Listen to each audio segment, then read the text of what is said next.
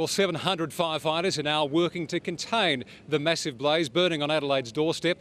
Authorities are desperate to get the upper hand with horrendous conditions forecast for Wednesday. A desperate fight from the air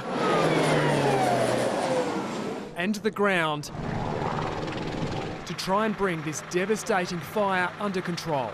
Our strategy today is to contain the outer perimeter of the fire, and crews and aircraft are working on that at the moment. A strategy proving extremely difficult. Hot, swirling winds fan the blaze in every direction, dozens of homes in its path. Very close to the house. Our deer pen, horses over there panicking. yeah, pretty close to the house. Mike Oborn defended his humbug scrub property as long as he could, but eventually he had to go. Yeah, I activated the fire plan, fire pumps and the sprinkler system, and at that point I evacuated out of the house with all the animals. 48 hours after it began, the Samson Flat fire has blackened more than 12,000 hectares. An infrared camera on a police helicopter showing the heat radiating from the blaze at its peak yesterday afternoon. The fire's perimeter spans almost 200 kilometres.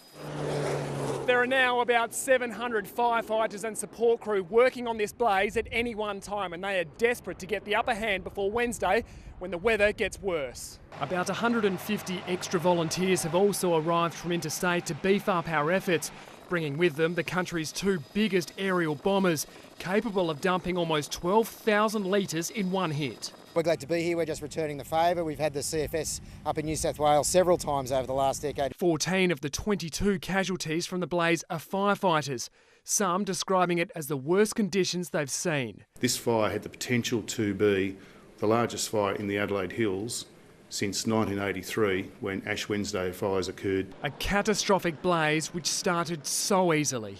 Believe that the incinerator may have caused the fire. That has been a line of investigation since the beginning of the fire. Eddie Godfrey, 9 News.